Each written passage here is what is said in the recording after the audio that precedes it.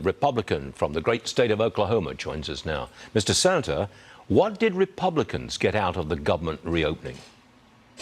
Well, we got our three funding bills to fund the military construction in the VA. We were able to get the Ag bill passed, which the Ag bill hadn't been updated since 2018. And we're able to get the federal employees, police, FAA, TSA, all of them repaid. So we actually came out pretty good at the end of the day. The Democrats, we said this, Stu, from the beginning. This was all about politics with them. This was never about policy.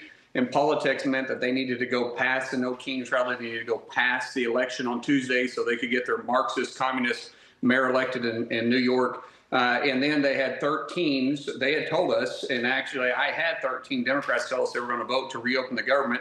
You had 8 that followed through, and you had another 5, that voted no but hoped for yes to reopen the government. So this was the Democrats held the American people hostage. They openly said that this was for a leverage point. Their leverage point was try to have a victory on election night, and they got nothing out of it. But this is what happens when you elect political leaders rather than actual leaders to lead your party. You're on the Armed Services Committee of the Senate. Yesterday on this program, retired four-star General Jack Keane told me the administration may be hoping for an internal regime change in Venezuela. Listen to the General. Listen, as an Army guy, I can tell you full out, the #1 symbol of American military superiority is that aircraft carrier that's sitting now off the coast of Venezuela. And that sends a huge message.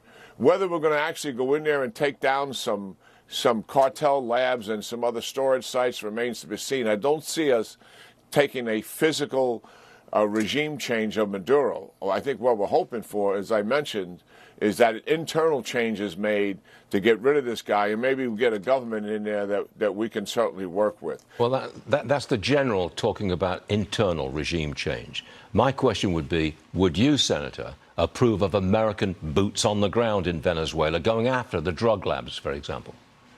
Not at this time, absolutely not. Sue, we want regime change. We would love to see Venezuela become the great nation they used to be. I mean, they were literally the beacon of hope for Central and South America. They had great opportunities. They had a great economy. Unfortunately, you have a drug lord that's now leading the country.